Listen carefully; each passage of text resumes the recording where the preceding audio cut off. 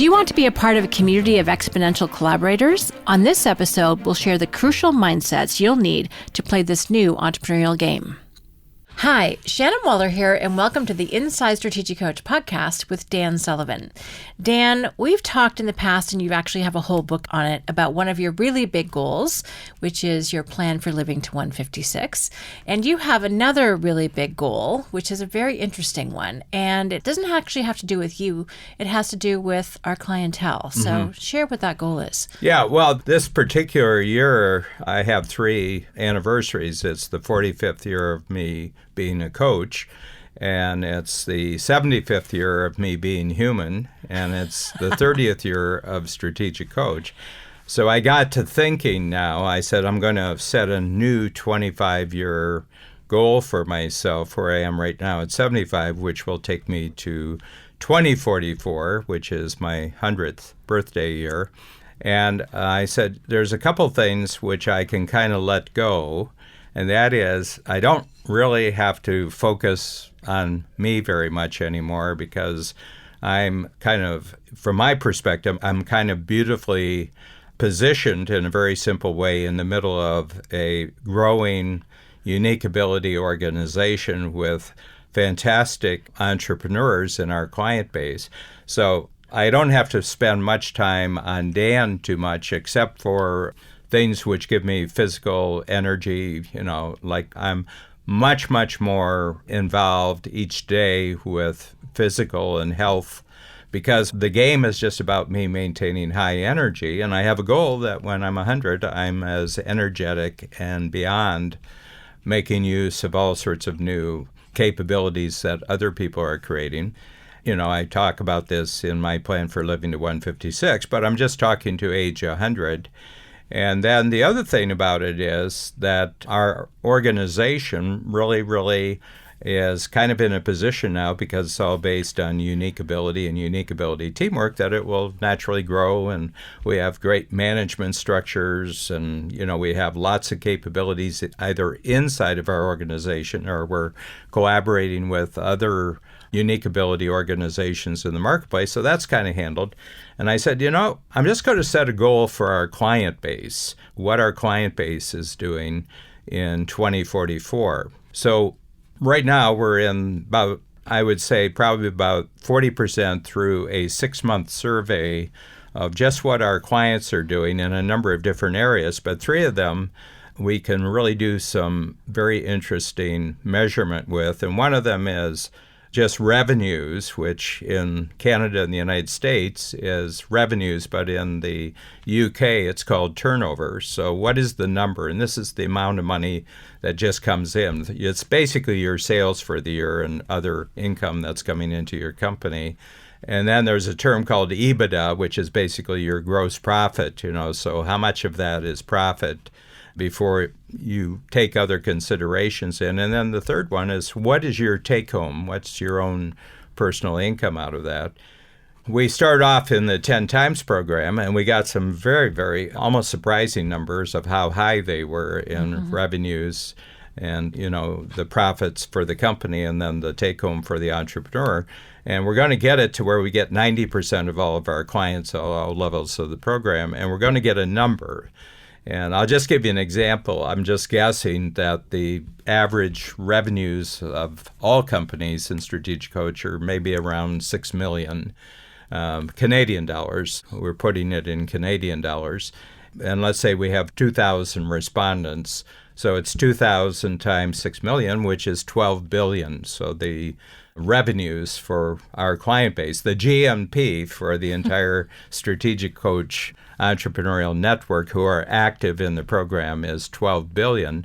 And I said, well, my goal then for 2044 is that we take whatever is true now and we multiply by 1,000, which would put the GMP of the Strategic Coach, let's say, at 12 trillion.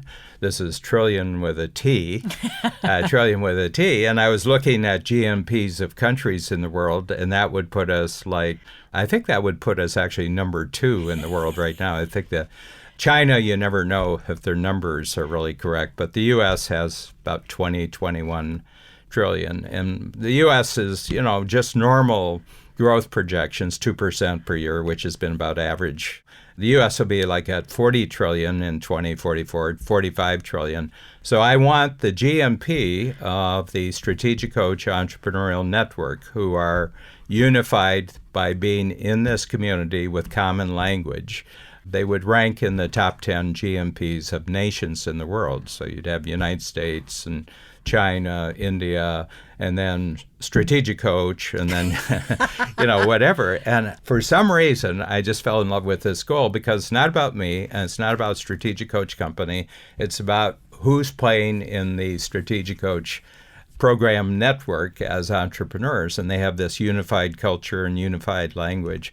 And, I think we're right at the beginning of something because I think our greatest excitement and our greatest achievements are in the next 25 years. We've done 30 years to really know what we have, and we've kind of got it really simplified right now. And I said, let's just multiply through the growth of our clients. And I've told the clients this, and they get a real thrill out of it. They say, oh, what a neat idea. What a neat idea. Some of them said, well, what about coach goals? And I says, well, after they stand up from sitting down, we'll just check the sofas. There must be some loose change in there. And I said, in a field of, let's say, $12 trillion, I bet there's enough for us, but we don't have to worry about that. And it's a very simple goal because my focus isn't on me. My focus isn't really on our company. It's just who are we playing with for the next 25 years. And also how you're helping them grow. Yes. Which I think is a really cool focus, actually. Yeah. So, it's going to be like who's in coach and what are they doing? And then how can we create new concepts and tools that really supports their 1,000 times progress? And what I also know is that when we put that message out there, that's who we attract. Oh, yeah. People who want 1,000 times progress. Well, I've always said that the biggest obstacle to entrepreneurial progress and growth and satisfaction is personal loneliness. You feel like you're out there by yourself, and there's a lot of forces in the world conspiring for you not to be successful, or to keep you frustrated. And I said, but you would have a community that you would like to belong to, but you're really choosy about who you want to be in the community with. And entrepreneurs find, the community they came out of, let's say their childhood community, their educational community, their local geographic community, less and less do they have people who really applaud their ambitions, really applaud their growth, really applaud their success. And I said, there's got to be a place where you're normal. If you don't have a place where your uniqueness can't be normal, then you're going to spend up too much of your normal trying to maintain your uniqueness. And so my feeling is there has to be a place where you can come and it's just about conversation and being inspired by and collaborating with other people who are like-minded, who love your success, they're inspired by your success. They like shortcuts that your success and progress provide that they don't have to actually start from scratch. They can just use you as an example and say, well, he's got a shortcut, and I'm just going to take the same sort of shortcut in my own growth. And so that's what I'm creating. I'm creating a global growth community in Strategic Coach. And we've talked about in previous podcasts, Shannon, that this isn't about competition, this is about collaboration, okay? And as a matter of fact, have so much collaboration that competition becomes meaningless. Which is a fabulous goal. You have a very fun, playful way of talking about competition. When an entrepreneur wakes up, or entrepreneurial heaven. Talk about that for a moment. Yeah, well, it's a given. If you read any book on business, you see anything that's being taught in business college at the universities. If you go to trade meetings, if you go to industry meetings, everybody talks about competition. Everybody talks about competition. It's almost like it's a force of gravity. Well, the first thing we know is that entrepreneurism is all about competition. But when you dig deeper into an actual entrepreneur and you say, where are the great breakthroughs in your life? It wasn't about competition at all. It was where they were collaborating with someone, both inside their organization and outside their organization. So I do this daydream, the entrepreneur daydream exercise. And I said, I just want you to sit in your seat, and I have 30 or 40 entrepreneurs, let's say in a workshop. And I say, I've got a whiteboard up here, electronic what's called a smart board. And I say, I'm just going to have you say 10 years from now, if I was operating in my daydream, ideal entrepreneurial world, what would be some of the characteristics and measurements of that world? And I'll write them down, and there's about 15 things. But in the center, there's like a Venn diagram. It's where all the individual visions, they overlap with each other. In that is there's no competition, my ideal future. And I said, so entrepreneurs can talk all they want about competition, but they want competition for everybody else, but for themselves, they want no competition. And I said, I'm going to take this seriously and just create a world for entrepreneurs where there's no competition. Yeah, and that's entrepreneurial heaven. Yeah, and so I think it will go 1,000 times to the degree that people who are attracted to that message join the Strategic Coach Network, and then they collaborate and don't compete with other people in the Strategic Coach Network. I think it will go 1,000 times. I love that. Now, the other aspect of this that I always found very validating and accessible, actually, was that with unique ability, the focus on unique ability, by definition, there's no competition. No, you can't. I mean, unique, you can't compare. Unique either means something or it doesn't. But the thing about unique is you can't compare it to anything else because it's unique. They said, well, he kind of competes with Michael Jordan. I said, no, he doesn't compete with Michael Jordan. He's trailing Michael Jordan as Michael Jordan dunks on him. He's not competing with Michael Jordan, or any other great performer and any other great. They're unique. You can study all the films and you can try to train yourself in your 1% to what makes that person unique. So my feeling is greatness lies in uniqueness. It doesn't lie in competition. And the uniqueness of what unique individuals do, they don't compete. They collaborate with other people who have reached a similar level of uniqueness in their life. So unique is attracted to unique. Competition is attracted to competition. These worlds are completely separate. These are separate worlds. They have no relationship to each other. What a great way to think about that. Yeah, it is. Yeah. I love that. Yeah. Well, and Dan, what I also love, because one of my themes of my life is unique ability teamwork, is that there's both an external and an internal to a company way that works. So internally within your own organization, you can also eliminate competition inside, which is a huge source of drama and politics, everyone, just by helping everyone focus in on their unique abilities and how they can contribute. And then externally, that looks like companies collaborating. So it's very integrous. It's not one way inside the No, it company. all starts with individuals. Yeah. So the whole world is organized by individuals who've decided to be unique and not in competition, not in self-comparison with other people. And then they can help other people focus on their unique ability. And the only way that they can do things is by collaborating, because by the very definition of uniqueness, they can't compete. You can only compete if you're in comparison with someone else. And do they do it kind of like I do, and there's scarce prizes here and there's scarce payoffs. So I got to compete. I've got to do what they're doing, but I got to do it by working harder, working longer.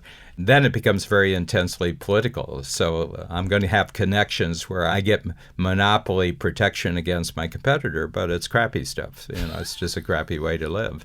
Any way that Hollywood presents business, is crappy stuff, because business in Hollywood is nothing but crappy stuff. I mean, they say in Hollywood, you're not anyone in Hollywood until everybody wants you dead. That doesn't sound like a collaborative attitude. That sounds like cutthroat competition. And anybody who's been in Hollywood tells me that it's just a most horrible environment, because any improvement in your life means it was taken away from their life.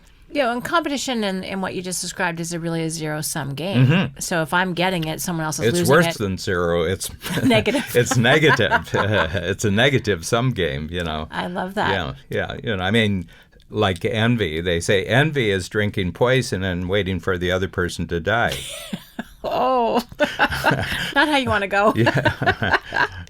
So, Dan, if someone wants to really get started on their own 1,000 times growth, what's one thing that someone could start on right after listening today? Well, you don't start with 1,000 times growth. You start with 10 times growth, And I think 10 times growth is better than 2 times growth, and basically, because right now, anyone who's listened to me, if you work a little harder and you make some improvements, you can probably get to 2 times growth. but you're more or less pulling the past with you. In other words, 80% of what you're doing at 2 times is what you're doing right now. At 10 times growth, probably you can't take more than 20% of what you're doing to 10 times growth. So my feeling is that the people who can think about 1,000 times growth have already mastered 10 times growth.